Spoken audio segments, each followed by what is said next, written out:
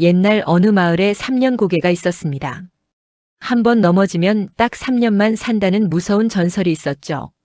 그래서 사람들은 고개를 넘을 때면 발끝만 보고 숨죽여 걸었습니다. 어느 날 김영감이 이웃 마을 잔치에 다녀오는 길이었습니다. 기분 좋게 돌아오다 하필 그 무서운 3년 고개를 넘게 된 겁니다. 아무리 다짐해도 다리에 힘이 풀렸는지 돌부리에 걸려 쿵 나동그라지고 말았습니다. 아이고 이를 어째? 3년 고개에서 넘어지다니. 김영감은 주저앉아 통곡했습니다. 목숨이 3년 남았구나 생각하니 밥맛도 뚝 떨어졌죠. 집에 돌아온 김영감은 시름시름 앓기 시작했습니다. 3년 뒤면 죽는다는 생각에 자리에 누워버린 겁니다. 용한 의원도 소용없었죠. 마음에 병이 든 탓입니다. 그렇게 뼈만 말라가던 어느 날 이웃집 꼬마가 문병을 왔습니다. 할아버지, 어디가 편찮으셔서 누워만 계십니까? 김영감은 한숨을 쉬며 자초지종을 털어놓았습니다. 내 명도 3년밖에 안 남았어. 끝났지. 그런데 얘기를 듣던 꼬마가 푸하하 웃는 게 아니겠습니까? 할아버지, 전혀 걱정하실 일이 아니네요. 오히려 경사입니다. 아니, 목숨이 3년밖에 안 남았다는데 무슨 망발이냐? 꼬마가 눈을 반짝이며 말했습니다. 잘 생각해 보세요. 한 번 넘어지면 3년 살지요? 그럼 2번 넘어지면 6년, 3번 넘어지면 9년, 100번 넘어지면 무려 300년을 사실 수 있잖아요.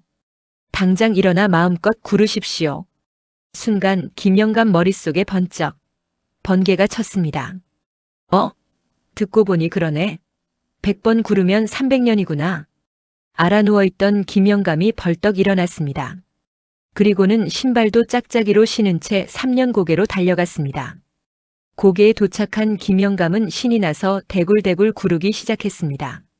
한 번 굴렀으니 3년, 2번 굴렀으니 6년, 3번, 4번, 10번. 흙이 묻는 것도 모른 채 김영감은 아이처럼 웃으며 계속 굴렀습니다. 그 뒤로 김영감은 어떻게 되었을까요? 근심이 사라지니 앓던 병도 씻은 듯 낫고 아주 건강하게 살았다고 합니다. 우리네 인생도 그렇습니다. 절망적인 상황이라도 생각의 방향을 살짝 바꾸면 복이 되는 경우가 많지요. 죽을 걱정하던 고개가 장수 고개가 된 것처럼 말입니다. 오늘 하루 마음 무거운 걱정거리가 있으신가요?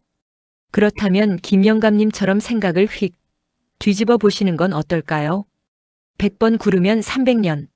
이 유쾌한 마법이 여러분 삶에도 가득하시기를 바랍니다. 나뭇잎 한 장.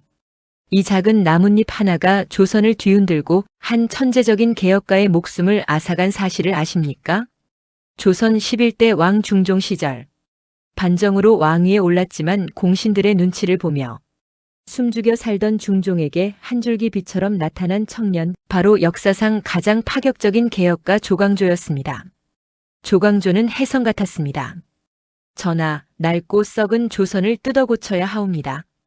그의 꼿꼿한 기계와 맑은 학문은 단숨에 왕의 마음을 사로잡았고 벼슬에 오른 지 4년 만에 초고속 승진하며 조선의 실세가 되었습니다. 그의 개혁은 거침없었습니다.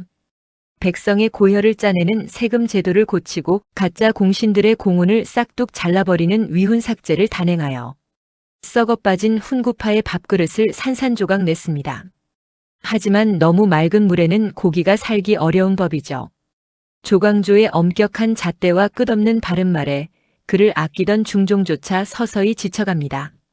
왕인 자신조차 통제하려 드는 그에게 군주로서의 반발심과 두려움을 느낀 것입니다. 기득권 세력은 왕의 이 미세한 마음 변화를 알아채고 기발하고도 끔찍한 음모를 꾸밉니다. 어느 날 대궐 후원에서 기이한 나뭇잎이 발견됩니다. 벌레가 파먹은 자국으로 새겨진 주초위왕 4글자. 주와 초를 합치면 조자가 되니 조씨가 왕이 된다. 즉 조광조가 왕위를 노린다는 하늘의 계시라는 것입니다.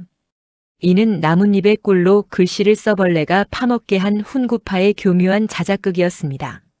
하지만 이미 마음이 뜬 중종에게 진실은 중요치 않았습니다. 중종은 이를 완벽한 명분 삼아 아꼈던 조광조를 하루아침에 역적으로 몹니다. 이것이 바로 1519년의 참극 기묘사화입니다. 부패한 세상을 뒤집어 백성이 살기 좋은 나라를 꿈꿨던 젊은 천재는 차가운 유배지에서 결국 사약을 받습니다. 임금 사랑하기를 아버지 사랑하듯 하였고 나라 걱정하기를 내 집 걱정하듯 하였노라. 절명시를 남긴 채 38세의 나이로 쓸쓸히 세상을 떠납니다. 나뭇잎에 적힌 넉자.